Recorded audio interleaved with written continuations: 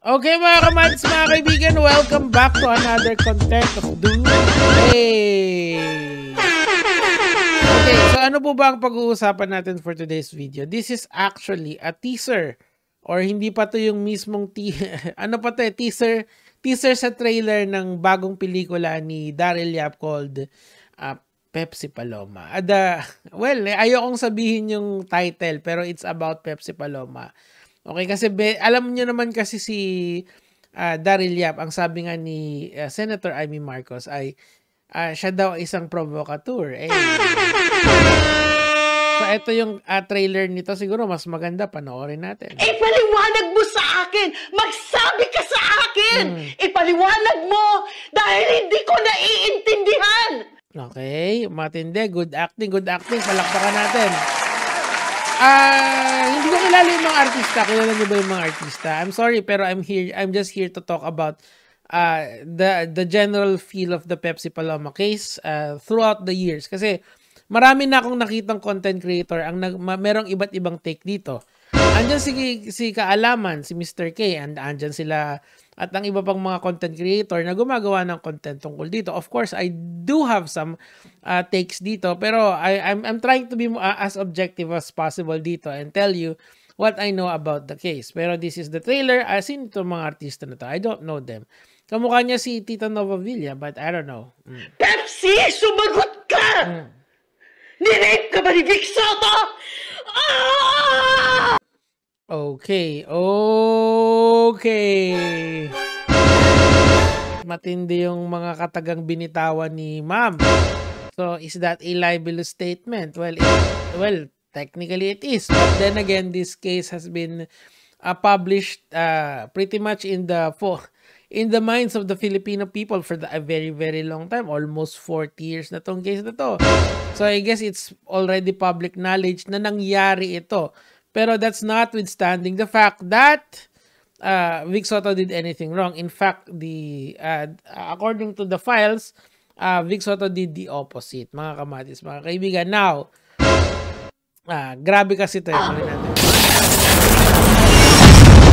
Nagsampa ng kasong R-word si Pepsi Paloma laban kay Vic Soto noong October 17, 1990. Okay? Tingnan natin kung alright, so busisiin muna natin to isa-isa, mga kamatis, mga kaibigan. Actually, si Pepsi Paloma filed a complaint against 3 people. Si Vic Soto, basahin natin dito.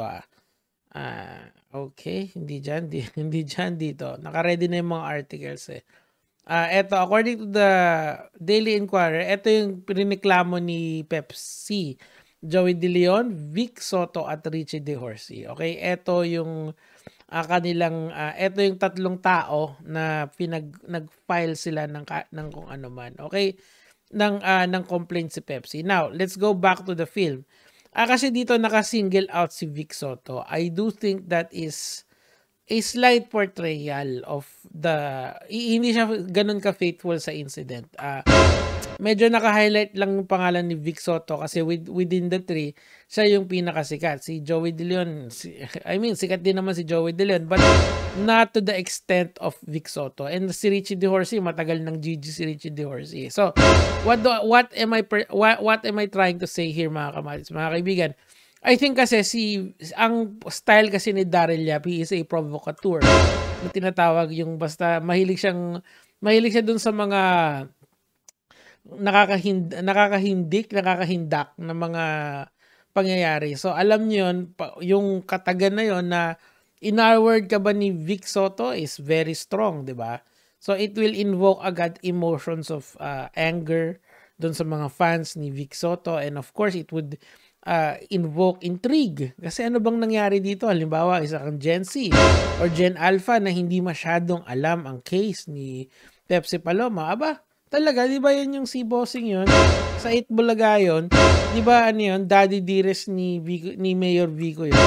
Di ba, pinsan yan ni Tito Soto.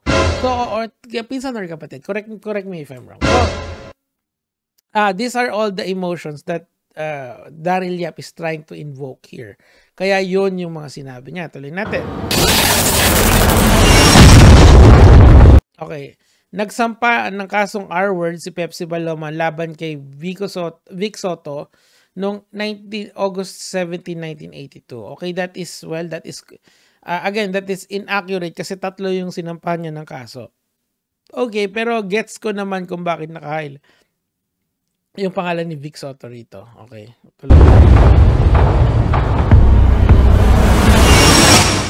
Ayan, grabe naman yan. Okay, pero dito may S, 'di ba? So parang medyo medyo hindi siya inline kasi dito isa lang yung nakapangalan pero dito may S. So alam dapat diyan merong comma, sino pa. But the point here mga kamatis, mga kaibigan, is si Daryl Yap is being just a provocateur. He is trying to invoke as much emotions from you as possible. Now, let's go into the details of the case para lang alam nyo. Okay? So, what is the involvement of Tito Soto rito?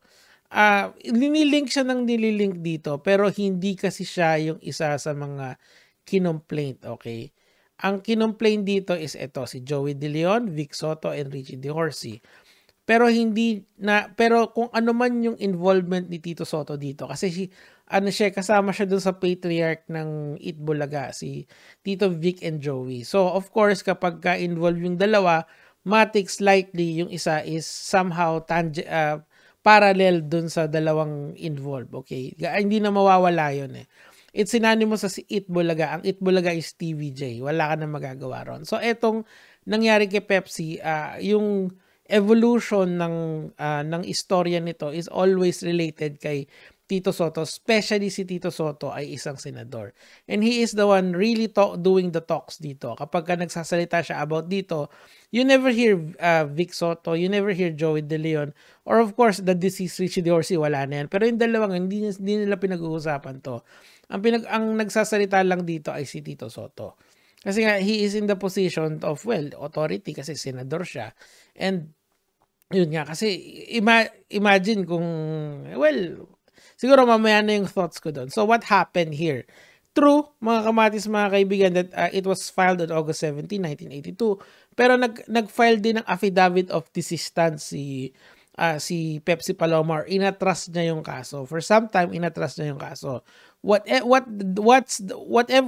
the reason is kung bakit niya inatras yung kaso, yun yung talagang malabo dito. Iba-iba yung version nun. Meron daw pinilit, meron daw dinakip daw siya, something like this na gusto kong makita yung take. Dito ako interested talaga dito sa trabaho ni Vincente Menz. Kasi look at this. Dito niya kasi finrame sa 1982. Ibig sabihin yung kukwento niya dito yung 1982 to 1985. So malalaman natin yung version ni Daryl Yap kung paano nag-file ng affidavit of desistance or inatras niya yung kaso sa Tito Vic and Joey. Okay, so isa pang kailangan niyo din maintindihan dito is that meron daw alleged apology according to the Daily Inquirer ang Joey De Leon, Vic Soto at Richie De Horsey. Ito they issued a public apology to Pepsi Paloma which was published in the Philippine Journal on October 30, 1982. Ang sabi nilang ganon, we hope that you will not allow the error we have committed against you to stand a stumbling block to the future which we will look forward to. We therefore ask you to find it in your heart to pardon us for the wrong which we have done against you. Okay. Naman pala. So this is actually a apology coming from, allegedly of course, Joey De Leon, Vico Soto, and Richie De Horsey. I say this as allegedly kasi hindi ko na makita yan. Personally ako, hindi ko pa nababasa yan. Pero baka kayo, nabasa nyo na. But the point here is that there are legends or urban legends that this apology has been retracted. Wala na siya sa archives ng People's Journal. Pero I'm not sure, hindi ko alam yan. Basta ang alam ko lang, meron ganyan. And sabi daw nila, meron pa daw video yan. Ito nga yung sinasabi ko sa inyong, mas marami pa tong urban legend kaysa dun sa totoo. Pero if we stick with the current documentation of the legal documentation kasi, yes, na may nag-file ng case, si Pepsi Paloma yon. And meron din affidavit of desistance, nag-inatras yung case. From point A to point B, yun lang yung makukuha natin as, well, documentary evidence nitong situation na to. But, I'm not saying na walang nangyaring hindi ka aya-aya dito.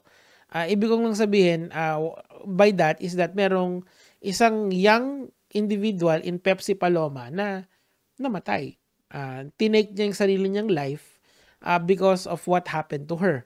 Okay, and meron siyang diary kasi nun, and in that diary, ang sabi doon ay bukod sa nagkakaproblema siya sa pera and a lot of mental issues, yun nga, to her last breath, if you are going to take her diary as her final note, is that, well, something bad happened to her, and in our word talaga siya nung mga mga inaakusahan niya. Until her last breath, miski inatras niya yung kaso, meron pa rin siyang accusations na ganun. That's why this urban legend sticks. So mga kamatis, mga kaibigan, I hope we can watch all of this, di ba? Paglabas nito kasi it's very interesting to say the least. Congratulations ulit kay Direk Daryl. Yun lang naman yung sa akin for today.